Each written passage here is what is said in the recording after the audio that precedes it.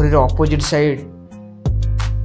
पोखरी एवं मंदिर opposite side पूरा मंदिर नजारा ये नहीं पारे। पोखर चारिपटे फूल गछ लगी डिफरेंट टाइप चंपा फूल टगर फूल ये देखु किसी कुकुड़ा आसिकी चराबुला कर सबुठ भल कथा ये पोखरी मंदिर भितर गोटे शौचालय अच्छी देय मुक्त शौचालय आपन को कुआड़े को कोणे बसिक लुचि किसी करने को पड़ोनी ये शौचालय आप करेंगे। चलते आम ए आगू जा तो सबुठ भल कथा यहाँ हूँ सुंदर जगहटी हेले आमर कलिंग स्टेडियम पाखरे कलिंग स्टेडियम यूँ देखा चलतु मुझे कलिंग स्टेडियम भी देखई दूची। तो मंदिर यहाँ अपोजिट साइड यहाँ देखो आम पोखरी नवीन बाबूंर यहाँ गोटे योजना तो से योजना अंतर्भुक्त पोखरटी आसूची। तो चलतु आम ए देखा आपन मुझे कही कलिंग स्टेडियम टा पाखे तो कलिंग स्टेडियम अच्छी एपट टिके देखी दिंतु पिलामान गाधौं पिलर उपर पिला बस मंदिर नजारा अपोजिट साइड रू बहुत सुंदर देखा देखिपारे। तो चलतु ये भी गोटे चौकी अच्छी चलतु आम कलिंग स्टेडियम तो संपूर्ण देखा तो लाइट फाइट ऊपर को देखा चलते आम लाइट टाक आपको देखई दूची ये देखिपारे लाइट टी देखा तो टिके मु ऊपर को जाकि गोटे पुताटा अच्छी ऊपर को जाकि देखा पूरा कलिंग स्टेडियम पछपटे जो खेल हुए या भीतर को सब शुभे देखिपारे पूरा क्लीयर लाइट तीनोटी देखा बड़ बड़ लाइट ये बिल्डिंग पछपटे कलिंग स्टेडियम अच्छी जूम कर दूसरी देखो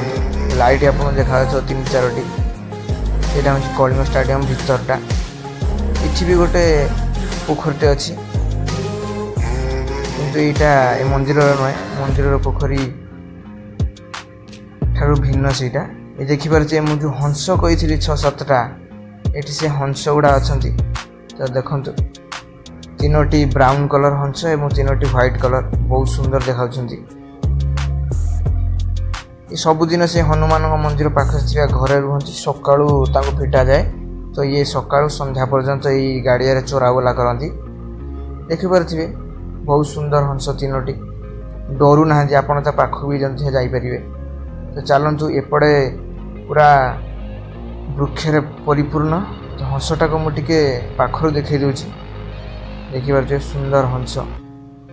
3टी व्हाइट हंस और 3टी ब्राउन कलर हंस पोखरी छोट छोट माछ आ गेंडा खाई ये बंचती भात भात भी पड़ी थाए जो अरुआ भात मंदिर ताकू भी खाती। चलते आम ए मंदिर आउ गोटे पार्श्व को जावा देखो मंदिर केवल गछ छाई पूरा हरियाली नजारा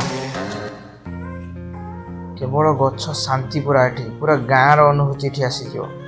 आपड़ थे आसी बुली जातु संध्या बेले तो आसले आपन को रूम को जीवा को इच्छा होगा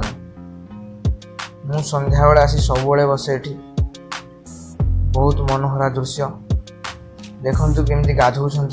आपण भी आसिकी गाधई पारे खरा दिने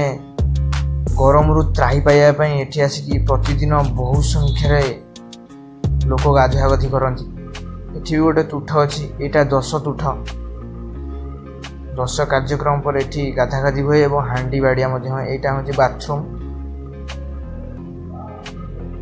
यहाँ स्टोर रूम एवं ये गोटे भल जिनस देखु यहाँ हूँ 10 तुठर कार्यक्रम यहाँ गोटे पिंडी तैयारी जोटी ये बसिकी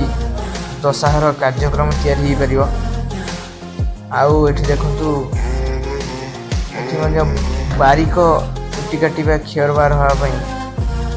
चौकी टाइप करा स्टूल टाइप एटी टोटाल ऊपर 10 कार्यक्रम जिते सबू ये घर भितर हम ये घर भितर सब पूजा सबू हम एवं हांडी बाड़िया से तुठ को जी तो देखु ये तुठर ना हूँ आउ कि समय पर आपको जनइबी तो देखु ये 3टी चौकी पड़ी बसापी ऊपर नड़िया गछ देखिपारे पोखर पिला एवं भी गाधौं पूरा आनंद कर मजा एठी भी गोटे तुठ अच्छी देखिपारे माछ भी देखा पोखरी ऊपर भासुवे छोट छोट माछ तो ये देखु ये तुठर नामकरण यही महिला जनक नाम दि जाइए। महिला जनक ना हूँ निर्मला धीर से ये तुठर ना हूँ धीर तुठ निर्मला धीर तुठ जी गोटे महान व्यक्ति थे ना तुठटी दिखाई निर्मला धीर तुठ। तो कांचर देखिपे विभिन्न देवादेवी फोटोचित्र हो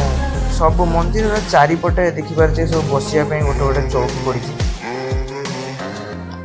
चौकी बेंच पड़ी एठी दुईटी चौरा अच्छी आपन सकाळु गाधेकी इठी पानी अर्जन करके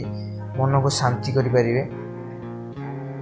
एठी गोटे दारू गछटे अच्छी लिंब गछटे बहुत बड़ गछटे देखिपारे पिला माने केमिति गाधौछंती आपण भी आसिले पूरा भुवनेश्वर में रही गाँव अनुभूति ने। एठी देखो सबुठारु भल कथा है प्रतिदिन जिते भी मैला अइला आवर्जना सब थाए ये एठी निष्कासन पूरा ट्रैक्टर आसे या भितर भर्ती हुए और ट्रैक्टर सब सफा कर नहीं जाए। चलतु टिके मंदिर टोटाल टुकु मुझे देखई दूची देखिपे आम ए फेरुचे मंदिर बुला चला सरला। तो ये मुझे ब्लॉग टी शेष करने जाऊँगी।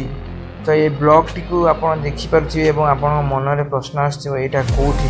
मुझे किस समय पर आपको जनईदेवी यहाँ कौटी। तो यहाँ देखूँ यहाँ हूँ गोटे घर जो पार्टी फाटी और जन्मदिन व्रत घर सब यूज हुए और सकाळु जोग कराए आप सकाळु आसिले स्त्री लोक मैंने जोग करती या भितर आप सकाळु आसिले जोगर भी आनंद नहीं पारे। चलतु आम ए प्रस्थान करवा देखिपे बहुत चित्र होती चारिआडे देखिए पूरा सौंदर्यमय। तो यहीटा हूँ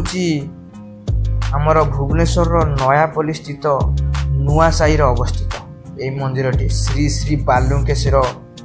शिव मंदिर।